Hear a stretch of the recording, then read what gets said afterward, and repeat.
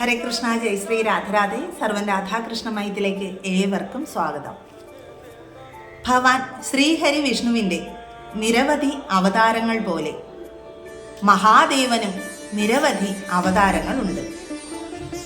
ഇനിയുള്ള കുറച്ച് വീഡിയോകളിൽ മഹാദേവൻ്റെ ഈ അവതാരങ്ങളെക്കുറിച്ചും ഈ അവതാരങ്ങൾ എടുക്കുവാനായിട്ട് ഉണ്ടായ സാഹചര്യത്തെക്കുറിച്ചുമാണ് പറയാനായിട്ട് പോകുന്നത്. അപ്പോൾ ഏവരുടെയും അനുഗ്രഹവും പ്രാർത്ഥനയും കൂടെ ഉണ്ടാകണം. അപ്പോൾ ഭഗവാന്റെ ആദ്യത്തെ അവതാരമാണ് അർദ്ധനാരീശ്വര അവതാരം. ഇത് ഭഗവാൻ എടുക്കാനുണ്ടായ സാഹചര്യം എന്താണ് എന്നുള്ളതാണ് ഇന്നത്തെ ഈ വീഡിയോയിലൂടെ പറയാനായിട്ട് പോകുന്നത്.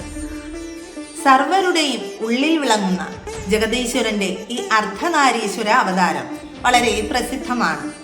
വിധാതാവിന് സൃഷ്ടിവർദ്ധന ഉണ്ടാകാൻ സഹായിച്ചത് ഈ അർദ്ധനാരീശ്വര അവതാരമാണ്. പരബ്രഹ്മസ്വരൂപിയായ ഈശ്വരൻ സൃഷ്ടികർമ്മം നിർവഹിക്കുവാൻ ഏർപ്പെടുത്തിയത് ബ്രഹ്മദേവനെ ആയിരുന്നു. എന്നാൽ ബ്രഹ്മദേവൻ തൻ്റെ കർമ്മമെല്ലാം പൂർത്തിയാക്കുമ്പോഴും പ്രജാവർദ്ധനവ് ഒന്നും തന്നെ ഉണ്ടായില്ല. അത് എന്താണ് എന്നുള്ള ആശയക്കുഴപ്പത്തിലായിരുന്നു എപ്പോഴും ബ്രഹ്മദേവൻ. അങ്ങനെ ഒരിക്കൽ അദ്ദേഹം ഈ സൃഷ്ടികർമ്മം നടത്തുമ്പോൾ പ്രജാവർദ്ധനവ് ഉണ്ടാകാത്തത് എന്ത് എന്ന് ആലോചിച്ചു കൊണ്ടിരിക്കുമ്പോൾ അദ്ദേഹം ഒരു അശരീരി കേൾക്കാനിടയാകും. ആ അശരീരി ഇപ്രകാരമായിരുന്നു: സൃഷ്ടി മിഥുനജാം കുരു എന്നായിരുന്നു ആ അശരീരി. ഭഗവാൻ ശ്രീ പരമേശ്വരനിൽ നിന്നും സ്ത്രീവർഗം പുറത്തു വരാത്തത് കൊണ്ട് മിഥുനജ സൃഷ്ടി നടത്താൻ കഴിഞ്ഞില്ല. ഇത് ഭഗവാന്റെ അനുഗ്രഹത്തോടു കൂടി മാത്രമേ നടക്കാൻ സാധിക്കുകയുള്ളൂ എന്ന പൂർണ്ണ ബോധം ബ്രഹ്മദേവന് ഉണ്ടായിരുന്നു.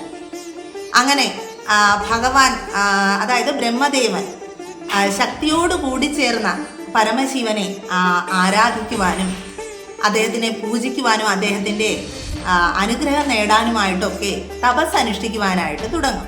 ബ്രഹ്മദേവന്റെ തപസ്സിൽ സന്തുഷ്ടനായ ശ്രീ മഹാദേവൻ ശക്തി സമേതനായിട്ട് വളരെ കാലതാമസമൊന്നും കൂടാണ്ട് തന്നെ ബ്രഹ്മദേവന്റെ മുൻപിൽ പ്രത്യക്ഷപ്പെട്ടു.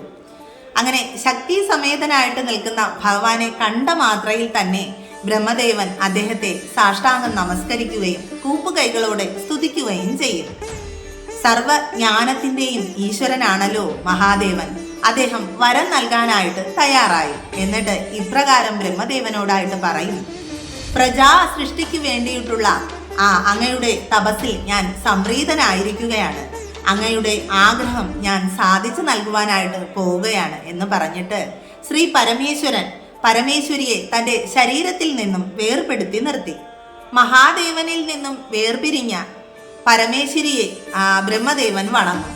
എന്നിട്ട് ശക്തി സ്വരൂപിണിയായ ദേവിയോട് ബ്രഹ്മദേവൻ ഇപ്രകാരം പറയും: സൃഷ്ടികർമ്മം നടത്തുവാനായിട്ട് മഹാദേവൻ എന്നെ ചുമതലപ്പെടുത്തി. മനസ്സുകൊണ്ട് ഞാൻ ആദ്യം ദേവന്മാരെ സൃഷ്ടിച്ചു. എത്ര സൃഷ്ടി നടത്തിയിട്ടും വർധനവ് ഉണ്ടായതേയില്ല. അപ്പോഴാണ് ഒരു അശരീരി കേൾക്കാനിടയായത്, മിഥുനജ സൃഷ്ടി നടത്തുവാനായിട്ട്. എന്നാൽ നാരീകുലം ഉത്ഭവിക്കാത്തത് കൊണ്ട് ആ സൃഷ്ടികർമ്മം നടത്തുവാനും സാധിച്ചില്ല. സകല ശക്തികളുടെയും ഉറവിടം ശക്തി സ്വരൂപിണിയായ അമ്മയിൽ നിന്നാണല്ലോ ആവിർഭവിക്കുന്നത്. അതുകൊണ്ട് നാരീകുലത്തെ സൃഷ്ടിക്കുവാനായിട്ടുള്ള അനുഗ്രഹം നൽകണമേ ദേവി എന്ന് ബ്രഹ്മദേവൻ ശക്തി സ്വരൂപിണിയായ പരമേശ്വരിയോട് പ്രാർത്ഥിക്കുകയാണ്. അങ്ങനെ ബ്രഹ്മദേവന്റെ പ്രാർത്ഥനയിൽ സന്തുഷ്ടയായ ദേവി ശിവശക്തികളുടെ പുരിക മധ്യത്തിൽ നിന്നും തനിക്ക് തുല്യമായ പ്രഭയോടുകൂടിയ ഒരു ശക്തിയെ സൃഷ്ടിച്ചു.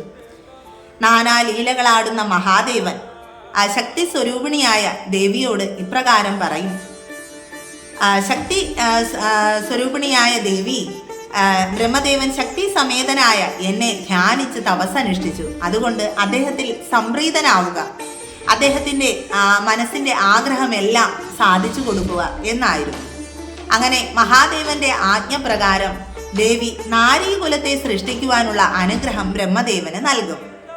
അങ്ങനെ നാരീകുലത്തിൻ്റെ ആവിർഭാവം ഉണ്ടാവുകയും ചെയ്യും. അതുവഴി ബ്രഹ്മദേവന് സൃഷ്ടികർമ്മം നടത്തുവാനായിട്ട് സാധിക്കുകയും ചെയ്യും. ശക്തി സ്വരൂപിണിയായ ദേവിയോട് ബ്രഹ്മദേവൻ മറ്റൊരു വരം കൂടി ആവശ്യപ്പെടും. തൻ്റെ മാനസപുത്രനായ ദക്ഷന്റെ പുത്രിയായിട്ട് ദേവി അവതരിക്കണം എന്നുള്ളതായിരുന്നു ആ ആഗ്രഹം. ദേവി അത് സാധിച്ചു നൽകുകയും ചെയ്യും.